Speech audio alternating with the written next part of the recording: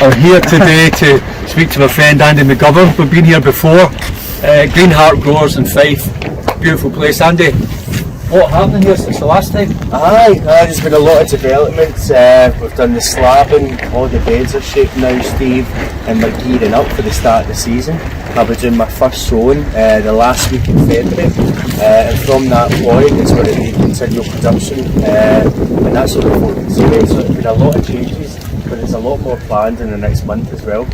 And this is, you've got half an acre here, is that right? Half an acre, and the actual site that we'll develop this year will be between 2 and 3 years. Right, okay. So, with regards to type 3 growing area, is that what you call it? And what about this? How much space does this take up? And that gives you a bit of extra season, is that right? Oh, for sure. This polytunnel is a real investment. This allows us to start the season earlier and extend it. Inside here I've got 6 beds at 50 foot, and the amount of produce that I'll be able to get out there will be fantastic. Cucumbers, courgettes, and we're going to do turmeric ginger as well, and tomatoes too. So, but the produce that are coming out there will be incredible. And in our group, Andy, there's a lot of people interested in doing it themselves, you know, backyard stuff in the house. There's people who would be interested in doing this type of thing. You okay to talk about some costs? I know this is Scotland. No, of course. In terms of the amount that I've spent so far, where would I start? I had to invest in the manure, which was a big thing, and that was 40 tonnes of horse manure that I got. 40 tonnes, I managed to get that for an incredibly cheap price. That was about £600 in total. I've got a contact in this area, a farmer, who was able to come in and dump it. The fencing was a big cost to start off, because when you have a growing site, you need to make sure that one, deer can't get in here. You'd be surprised that there's actually deer through that forest. So we had to, and the fence extends into the forest itself round the back. Right.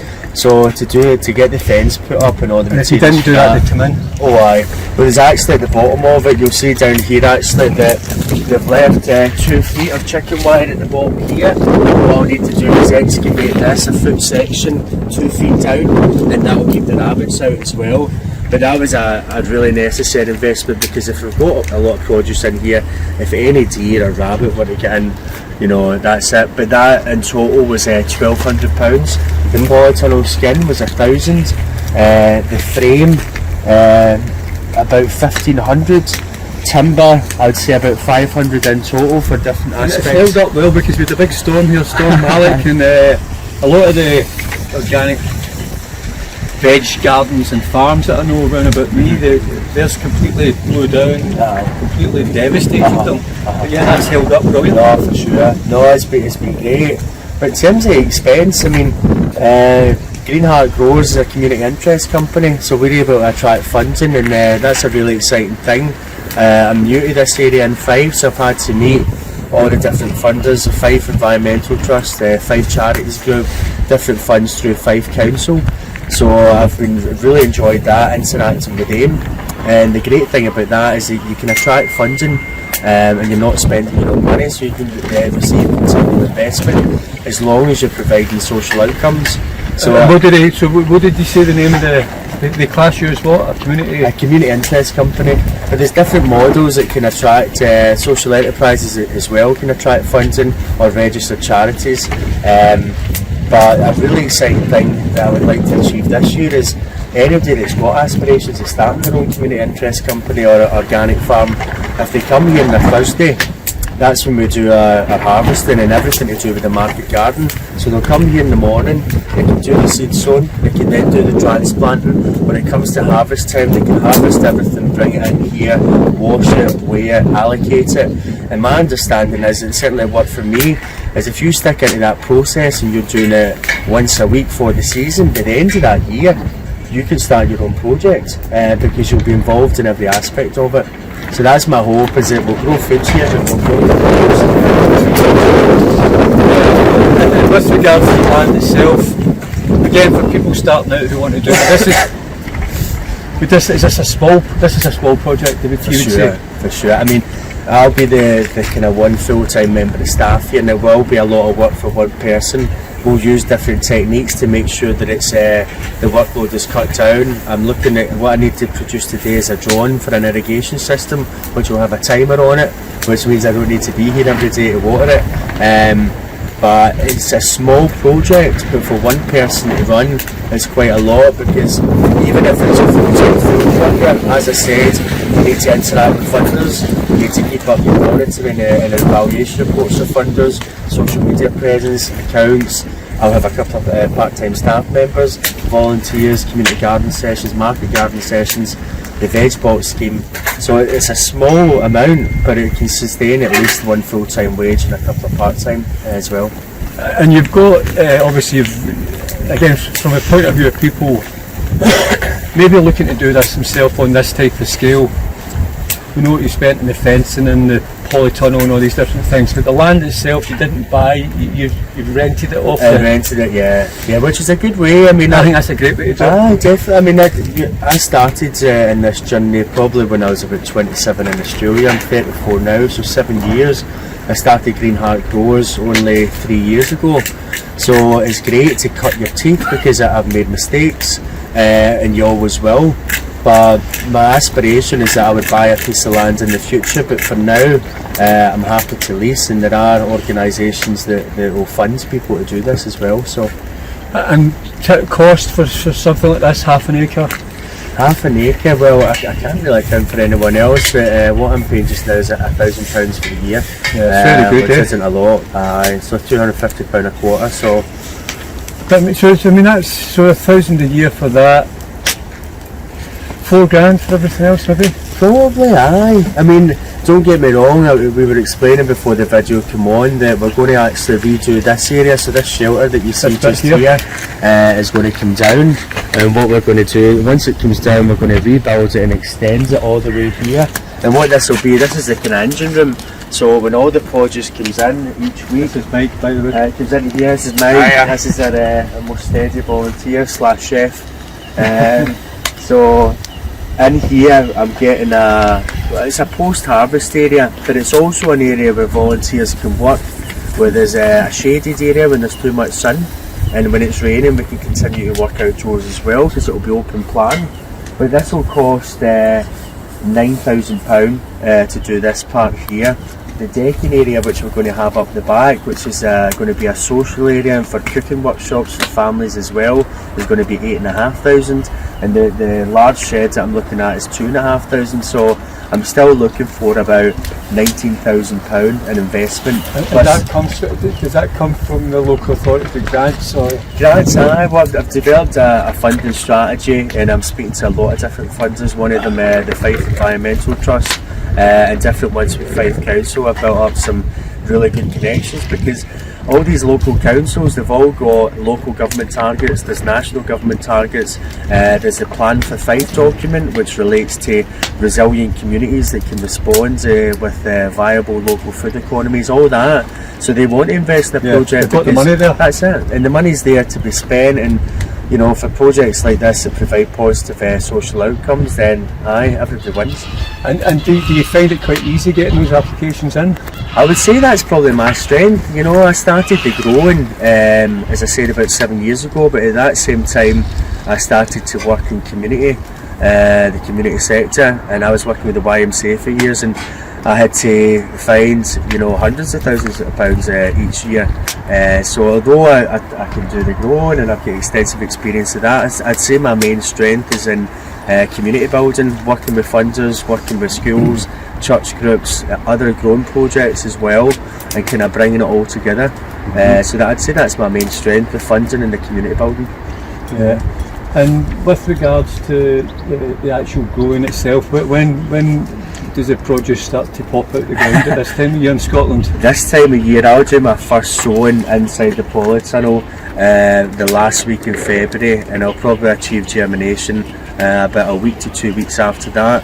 But the very first harvest day that we're trying to achieve is maybe the third week in April, and then from that point it's going to be continuous, and then when it comes to July and August we're hoping for a surplus.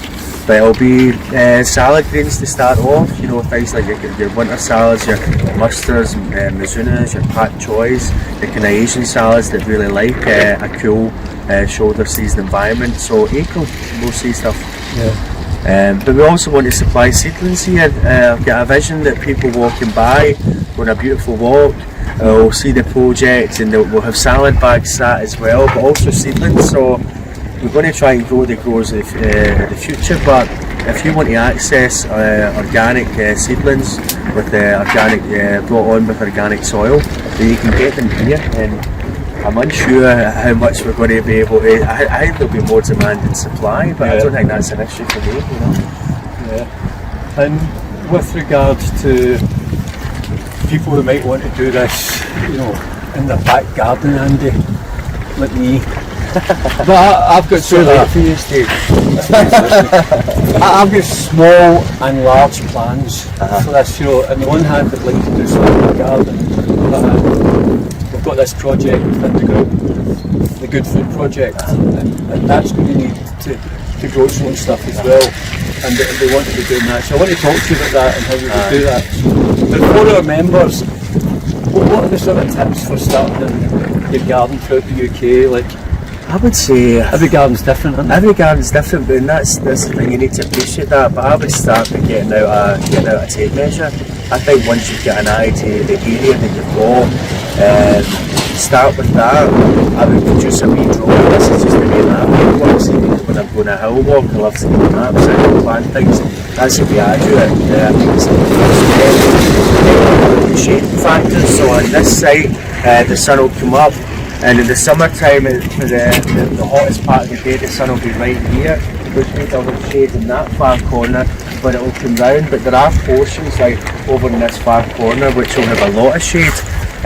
You want to evaluate that. Just spend time in your garden, take some measurements, spend a day in it, have a look at what the sun's doing, and then produce a drawing.